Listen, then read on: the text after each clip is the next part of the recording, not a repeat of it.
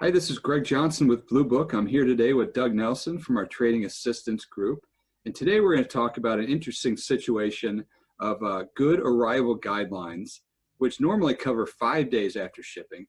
Doug, what happens on the 6th day? Well, the good arrival guidelines only go up to 5 days. So there's the PAC has gone ahead and defined what a normal deterioration is for 1 day in transit, 2 days in transit, up to 5 days.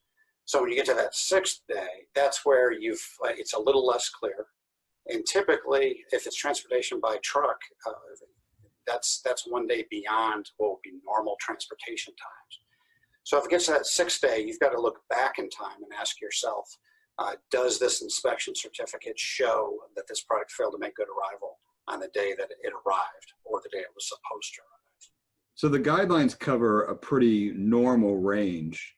What would happen if a load is right on one edge or the other of what's perceived to be acceptable? It's important to know that the good arrival guidelines are just that, they're guidelines. They're not intended to be scientifically precise. If you're seeing a really close case, that's a good indication that you want to consider settling it. Maybe you talk to Blue Book, maybe you talk to PAC, and maybe you talk to DRC. If we're all hemming and hawing about whether whether you've shown a breach of the warranty of suitable shipping condition or not, that's a good indication that a price adjustment or other type of settlements is probably in order. In the article that accompanies this video, you'll see I've done a little scenario with northern onions where normal transportation time would have put the product in at 5 days, but it was inspected on day 6. In the first scenario, there were 9% average condition defects. And the question is that enough to show a breach? Is that enough to show that the seller didn't load the product in suitable shipping condition?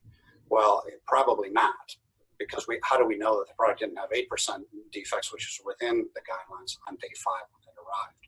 And I also walked through another scenario that it would be enough at 11% on day 6. So that's when it gets close like that, that's the time to step back and see if you can't settle the transaction. Yeah, and that's one of the things that Blue Book can do for the produce industry. We certainly try.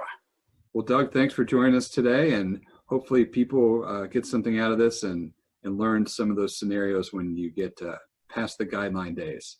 Sure. Thanks, Greg.